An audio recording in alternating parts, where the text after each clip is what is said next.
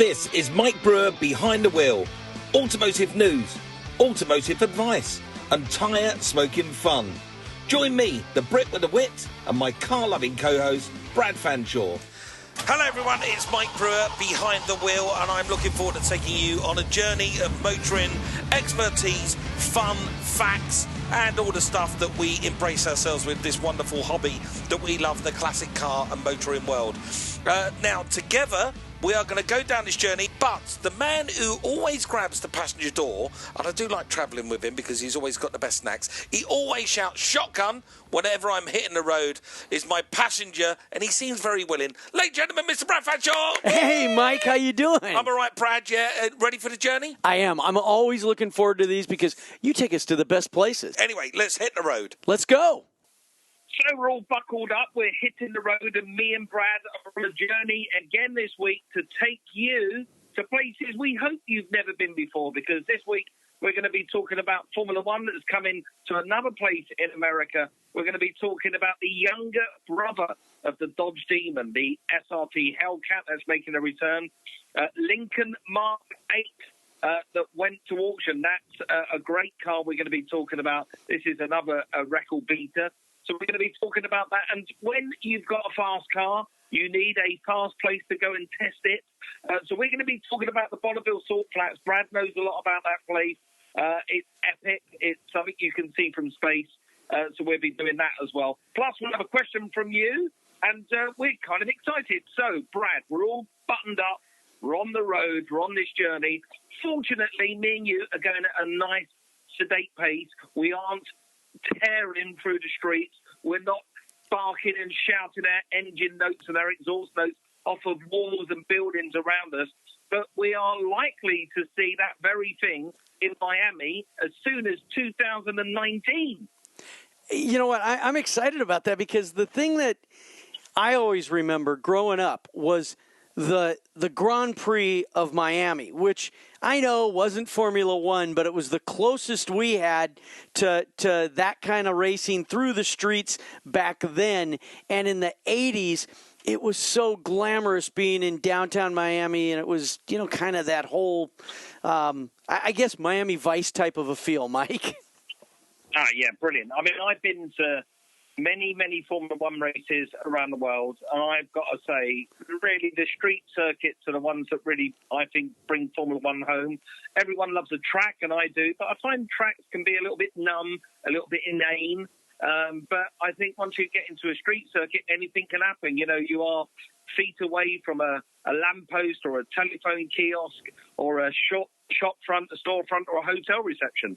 And I always think that cities have that dramatic appeal where you can get cameras on top of buildings looking down onto the circuit. I think it lends itself, Formula One, to those fantastic places like Monaco, you know, the Monte Carlo. Oh, yeah. Formula One is just epic. And just recently, we've had the Grand Prix in Azerbaijan, and that run through the streets of Azerbaijan, and it was amazing, absolutely amazing. So I think for Miami to be putting on a Formula One event in 2019, that is going to be epic. And the good news is they ain't doing this just for fun. They are actually thinking about signing a 10-year deal on this. A decade of Formula One in Miami. And, you know, along the lines of what you were saying, the other thing is that when they race in the streets, it almost elevates that sound because of the reverberation, doesn't it? Hey, it does, yeah. And these modern cars don't have the sound of those V12s or V10s that I grew up with those turbo engines, screaming, shouting, 19,000 RPM.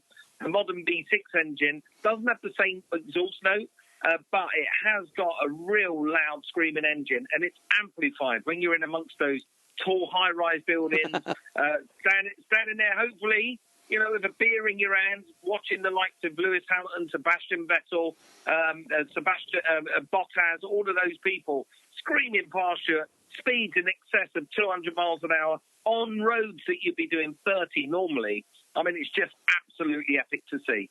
Now, Mike, what do you think, just as a spectator and because you've been so immersed in the automotive world, why is it that now F1 is looking at bringing another race to America? Do you think it's because our tastes have elevated and it's showing that we've got enough people that are that interested in it? Or are they just trying to expand the franchise? Well, I think it's both of those, Brad. If I was to be honest with you, it's an expansion of the franchise, and people here are now getting used to it. We have that fantastic event in Austin, Texas, every year, and that's gone down a storm. I went to the Indianapolis Grand Prix, the Formula One Grand Prix a few times, and that was an amazing event. And the American audience, they really do grasp the world of Formula One. There are millions of Formula One fans in America. And I think Miami is the perfect showcase for it. Formula One is all about glamour, being cool. You want racing drivers walking down these wide boulevards with palm trees with their sunglasses on, sponsored logos all over them. They're the shots that Formula One are looking for, and that's what you're going to get in a town like Miami. It's going to be a little bit like Monte Carlo, but with that nice twist that you get with that American city. It's going to be brilliant. It's going to be epic. I mean, I can't wait to see. And they're saying that they could be racing as soon as October of 2019. That's right around the corner. Just a little note to anyone that's out there. My name is Mike Brewer, and this is our podcast, Behind the Wheel. And this is my co-presenter. His name is Brad Fanshaw.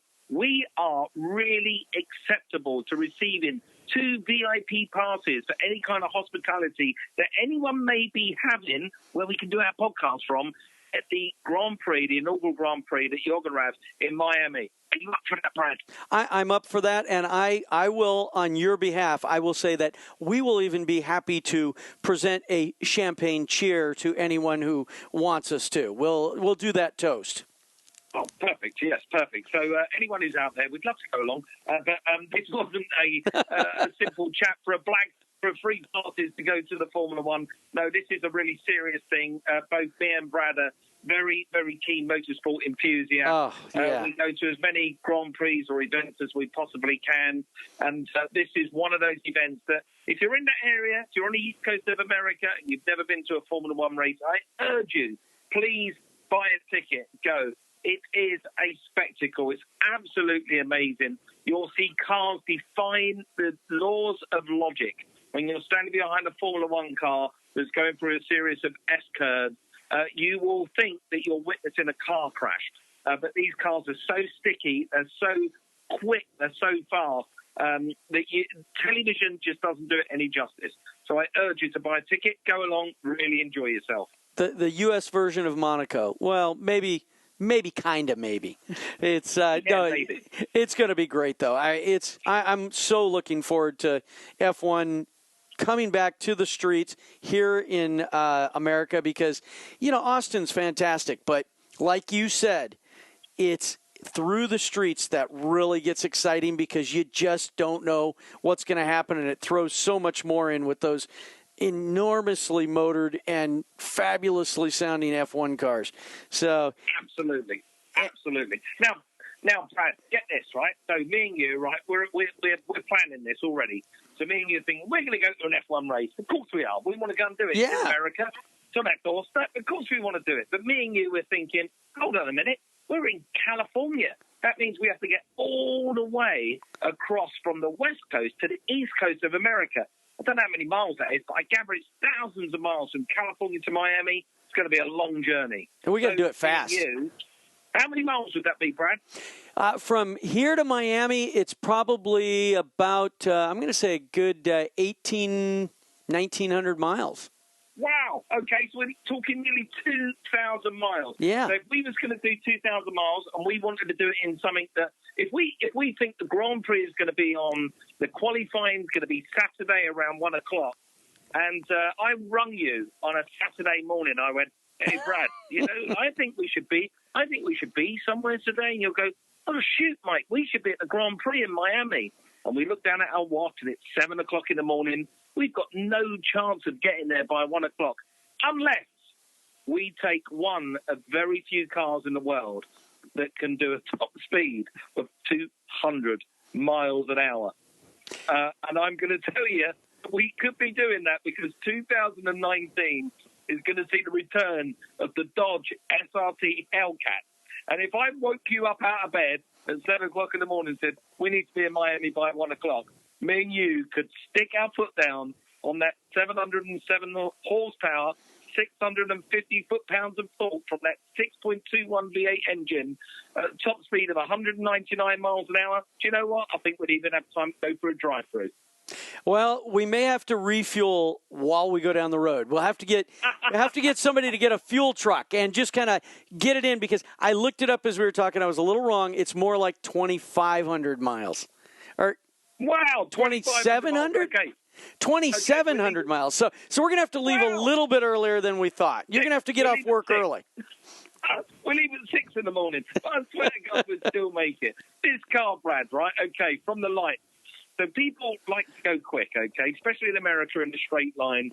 The Dodge Demon 800 horsepower car has just been announced. It's the fastest accelerating car on the planet, fastest car in the world. It accelerates faster than a P1 McLaren. Isn't that amazing? Just over yeah, amazing. From a great big muscle car, it goes from 0 to 60 faster than a hypercar. So that is incredible. So this is its younger brother.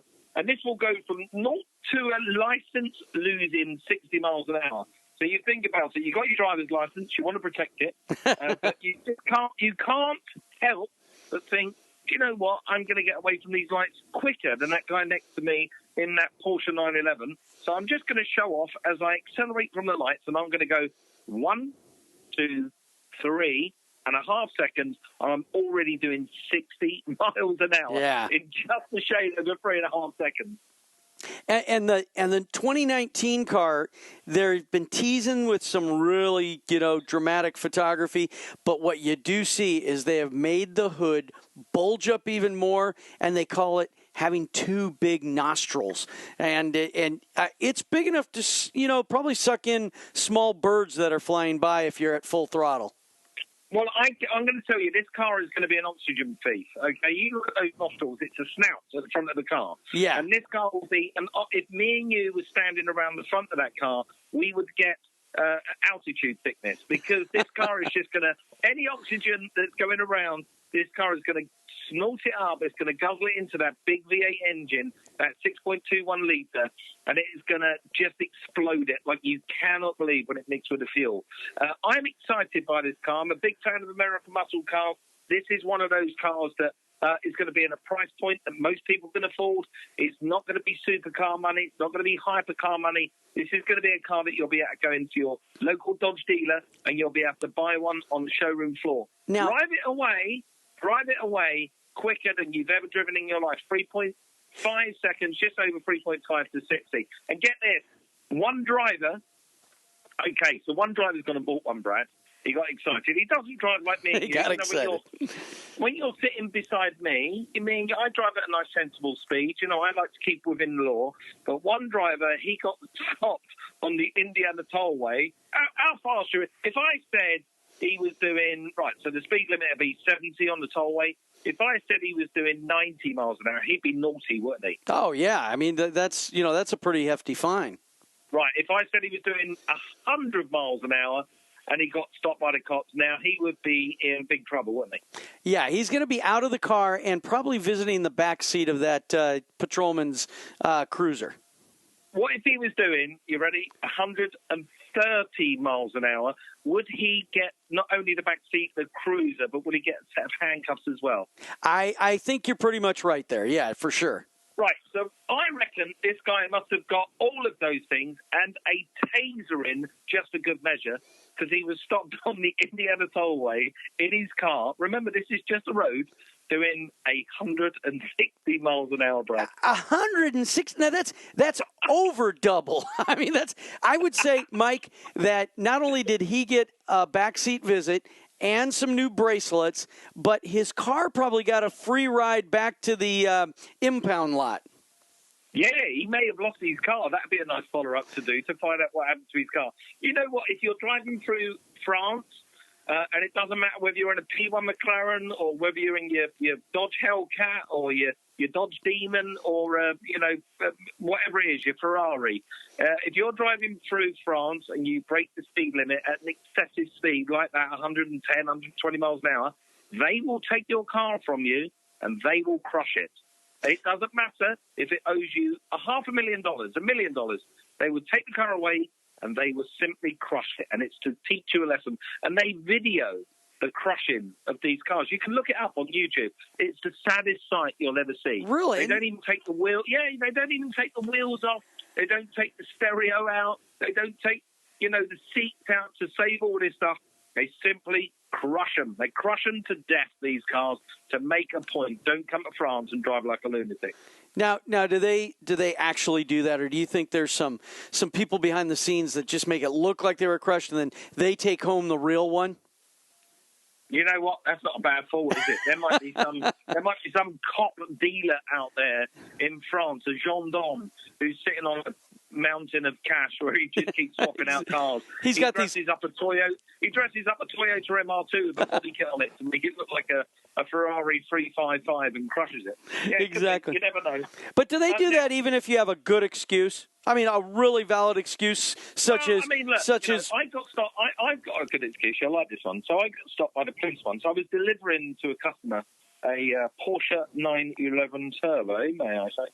Nice car. It was a Sunday afternoon. I was going up the M40 motorway in England. It was a nice, clear piece of road. It was lovely. And I was, a young man, and I thought, when am I ever going to get a chance to drive a 930 Turbo Porsche? So as I was going to this big open bit of the motorway, I noticed there was nothing in front of me. So I just squeezed on that accelerator a little bit harder than I should have done. And very quickly, a car like that gets to 100 miles an hour in a heartbeat. So there I am, staring down at the speedometer, 100 miles an hour, and I'm blowing through each of the junctions. And as I go past one junction on the hard shoulder of the motorway was a car. And as I went past that car, it lit up like a Christmas tree, and I thought, right, I've just been caught by these cops. So what do I do? Do I lose them? And trust me, I could lose them. I could put my foot down and I'd be off that freeway and gone within a heartbeat, or do the proper thing and I pull over. So I did the proper thing and I pulled over, and a good 5 minutes later, the cop pulled up behind me, and it was 4 o'clock on a Sunday afternoon. And the cop got out, walked up to my car, and he said, wow. He said, first of all, thanks for stopping. We'd never have caught you. I said, no, that's okay. I knew I was going too fast. He said, do you know how fast you was going? I said, well, I think I was doing 80. And he went, no, he said, you were in excess of 100 miles an hour. And he said that you're going to lose your license for that. You were going way too fast. And I said, well, I don't think so. Did you have a gun on it? A radar gun? And he went, no. But unfortunately for you, he pointed back at the other his police car. He said, I have a colleague sitting in the car who can verify it as well. There's two of us that have seen you driving excessive speed. And I said, okay, well, I can't lose my license. I'm going to lose my job. And he said, look, everyone loves a sob story, but if you can give me an excuse that I've never heard of before, I may, just may, go easy on you. And it took me more than just a second to think of it. And I said to him, well, I thought you were the policeman that ran away with my wife and you were bringing her back to me. And with that, he patted me on the back, told me to drive slower, and sent me on my merry way. That's a good one. It was a good one. So anyone out there listening, please use that as an excuse.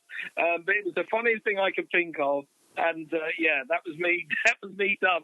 I got away with that. And I drove the rest of the journey at 60 miles an hour, nice within the law, so I didn't get pulled again. Talking of speed, okay, so we're talking about speed. So Lincoln, okay, that famous brand Lincoln. In 1993, the Lincoln engineers took an almost stock. It's a Mark 8, isn't it? Mark 5, 111. Is that Mark 8? A Mark 8, and it's not really a car you think of as. When you look at it, it doesn't reek of speed. Well, not at all. I mean, we're talking about a big, bloated, overweight, middle-aged, coupe-style sedan, big thing. And it's not probably the best car in the world. Back in 1993, it wouldn't have been the most sought-after car, especially in the American market. This is a big, hefty car. But I suppose Lincoln wanted to make some headlines with that car and get some headline figures. So they went to town with it. They sent their engineers to go to town on it. They didn't actually change the exterior of the car in one little bit. except for 2 hood pins. I call them bonnet pins, which they put on the car, and they put a roll cage inside. So clearly, with bonnet pins and a roll cage, they wanted this car to go pretty fast. Yeah. So a bit like me in that Porsche driving up the freeway, this is a car that can get to speed quite quickly.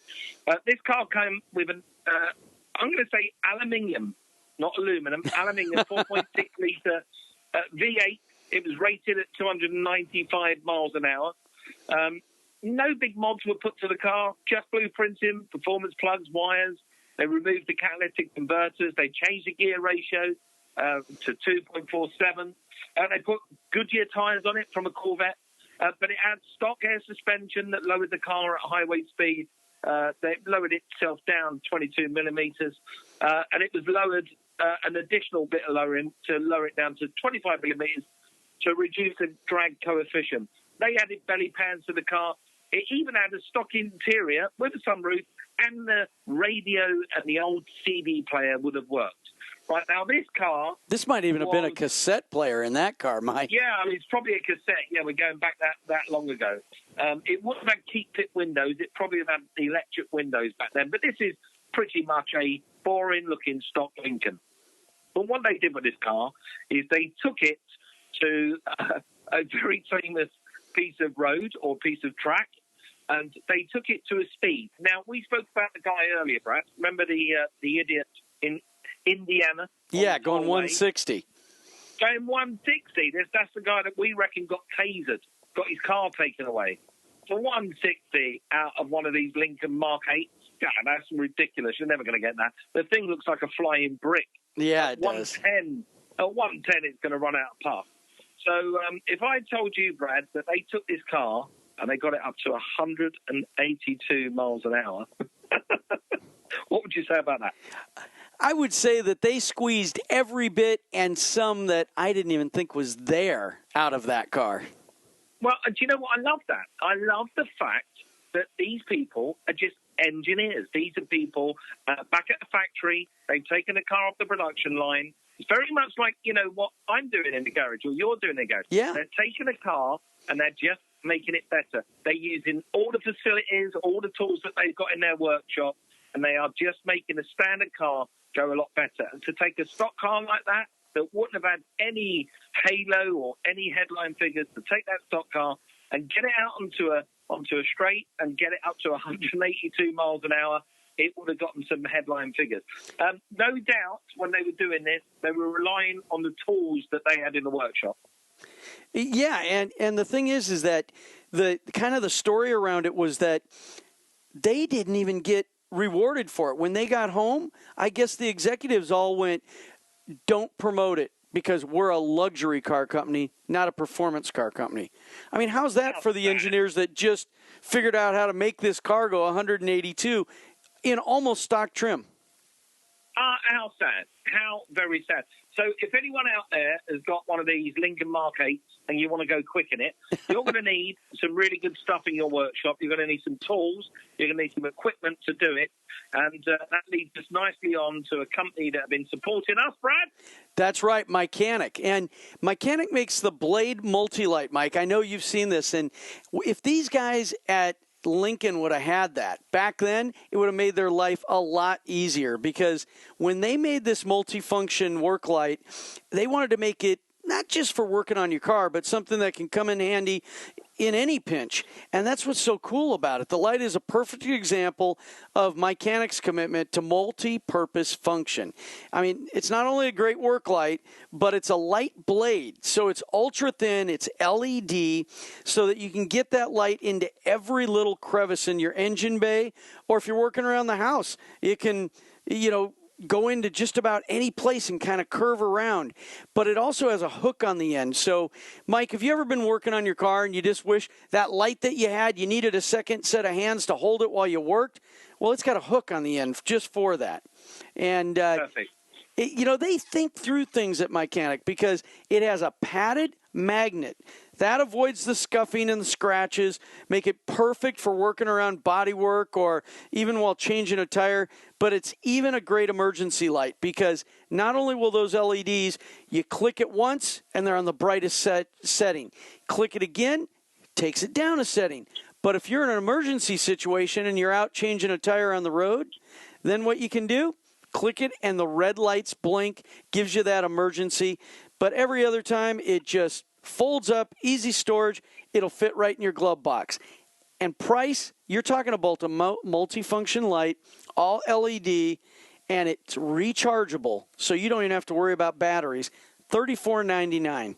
What is that about? What is that? A little over 25 British pounds? Yeah, it's about 23 quid. I mean, seriously, that's for nothing. I know there's some torches out there from very famous companies and famous names that they've got out there that won't do a fraction of what that torch can do, and they sell them for £120. Yeah, I know. $150. Yeah, that's good. That's really good. No, our friends at Mechanic, they keep coming up with great stuff, Mike. They do, and I want to thank them to support that podcast. You can find out more at mechanic.com. And, we rely on the support of people like that so we can bring you this podcast each week. And if you've got a product or anything you want to promote, then please do get in touch with us at Mike Brewer Behind the Wheel. You'll find us all across social media. So, Brad, here we are. Me and you this week. It's all about speed. It's all about going fast. We want to go as quickly as we can. We're going to get to Miami to go and see the Formula One race. We're going to leave at 5 o'clock, 6 o'clock in the morning. We're going to drive 2,700 miles, and we're going to be there by lunchtime so we can watch the qualifying. We've already worked that out in our Dodge Demon. And then we're just talking about Lincoln wanting to go as quick as they can in their car, and they took that car to 182 miles now. Now, me and Brad will tell you, do not take your car and go out there on a public road and start drag racing. Please don't do that. There are places in this planet, in the world, where you can go and take your car to a place that's nice and safe, open the taps up, and really go for it. Hell for leather, put your foot down. There's racetracks, drag strips all across the planet. There'll be one in your local area. Just look it up where you can do it safely. But the most famous place on the planet, in fact, you can see it from space, has got to be the Bonneville Salt Flats. This is amazing, this place. It's just west of Salt Lake City, Utah.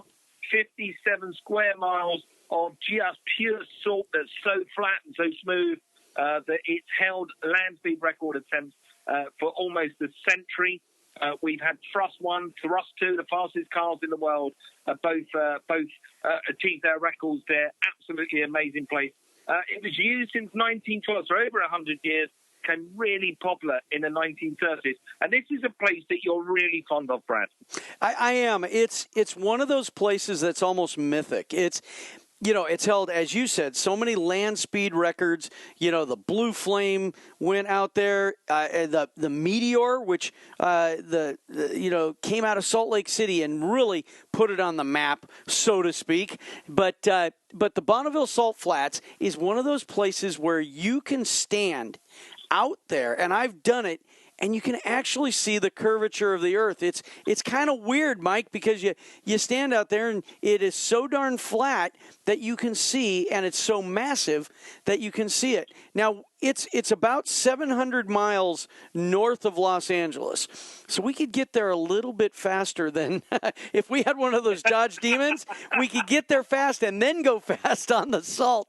But Mike, it is, and I've been there, and to watch the cars go, it's so massive. The one bad thing about it is that when you're standing 3-4 miles away, you don't really get that sense of speed. It's because they're so far away.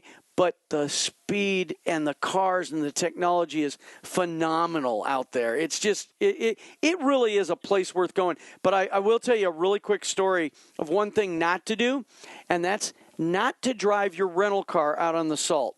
Because when I returned mine, they weren't too happy. They wanted to charge me $500 to clean my rental car because it was caked with salt in the wheel housings and all underneath. So I opted to go to the quarter car wash, clean it myself, and bring it back.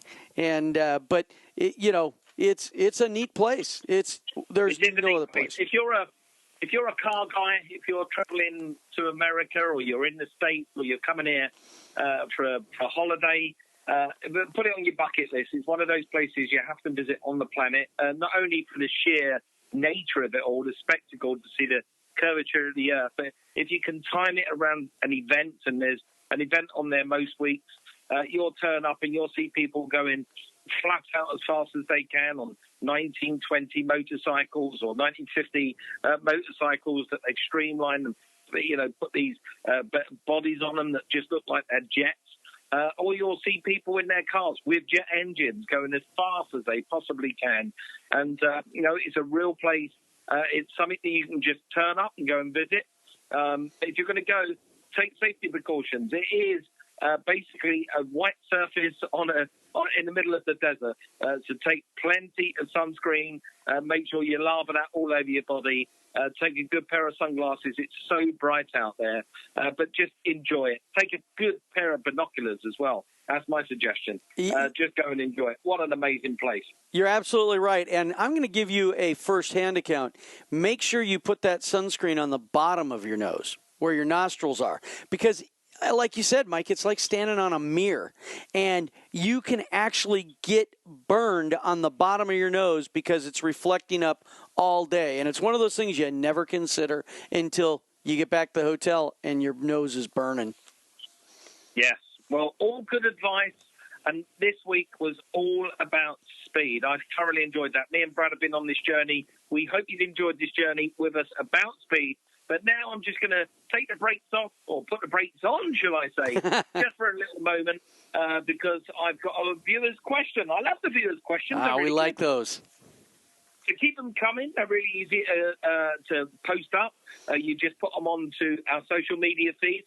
You can find us, Mike Brewer Behind the Wheel, on Twitter, Facebook, or on our website. And you can find Brad all over the internet as well. Where can they find you, Brad? They can find me most places at Brad Fanshaw, but on Instagram, it's at BonSpeedBrad. Perfect. Okay, so this week we've got one of our fans who loves our podcast. He's given it a 5-star rating and a really good review. And he's a top man, actually. His name's Josh Garrett. Been a big fan of many of the things that I've done for many years. And I've met him a few times. He's a really cool guy. And he's reached out to us on Mike Brewer Behind the Wheel, and he's asked me a question. And he says, what do I like to see at the various car shows and concours shows that I've attended? Is it the car culture, the car people? What is the aspect that you really get out of it? Well, that's a really good question, Josh. I've been at many events with Brad all over this planet. And do you know the one thing I get out of it? And, car shows are about cars. They are about cars.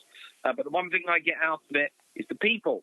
It's the people that bring those cars along. Because I just recently attended a concours event, and it was beautiful. And there were cars there that would emblazon the bedroom wall of any Hollywood mansion. They were just exquisite, beautiful cars.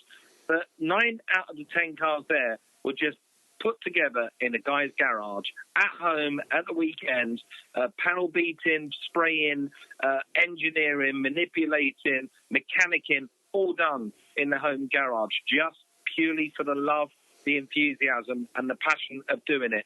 And I love that aspect of these concours and car events. I love going to see a car that you think should be sat in a museum somewhere, belonging to Ferrari, Porsche, Pagoda, or whatever it is. You'll go to these events, but there'll always be some regular guy standing next to that car who's put his life and soul into it and his passion into it. And that's what I get out of going to car shows. What about you, Brad? Well, I have to agree with all of that. And I think one of the greatest things about car shows is when you go, you absolutely know that you're going to have something in common. Have you ever been to a party where you just don't have anything in common with anybody, and it's hard to start up a Wait a minute, what am I saying? You're Mike Brewer. You always can start up a conversation.